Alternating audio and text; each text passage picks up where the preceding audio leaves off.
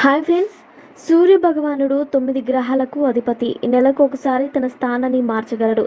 సూర్యుడి సంచారం అన్ని రాశులపై భారీ ప్రభావాన్ని చూపుతుంది. 9 గ్రహాల్లో సూర్యుడు అత్యంత శక్తివంతమైన గ్రహం. సూర్యుడు కొన్ని రోజుల క్రితం కర్కాటక రాశిలోకి ప్రవేశించాడు. అటు శని భగవానుడు కుంభరాశిలో సంచరిస్తున్నాడు. శని సూర్యుడి స్థానాల ద్వారా శవస్తక యోగం ఏర్పడింది. ఇది పలు రాశుల వారిపై ప్రతికూల ప్రభావం చూపనుంది. కర్కాటకం. శాస్తక యోగం వల్ల మీకు అనేక సమస్యలు ఎదురవుతాయి. మంచి ఫలితాలు రావు. ఆత్మవిశ్వాసం తగ్గుతుంది. ఆర్థికంగా నష్టపోయే అవకాశం ఉంది.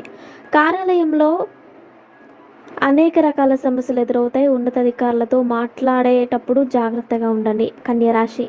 మీకు వివిధ రకాల సమస్యలు ఎదురవుతాయి. మీరు పనిచేసే చోట జాగ్రత్తగా ఉండాలి. వ్యాపార ప్రదేశంలో జాగ్రత్తగా ఉండాలి. వివిధ రకాల సవాళ్లు ఎదురవుతాయి.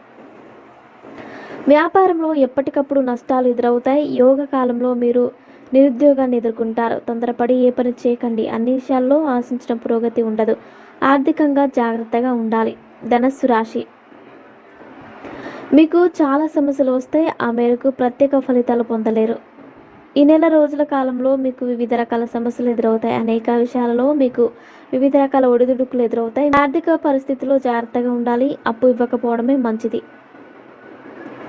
మరిన్ని ఇంట్రెస్టింగ్ అప్డేట్స్ కోసం మా ఛానల్ని సబ్స్క్రైబ్ చేసుకోండి.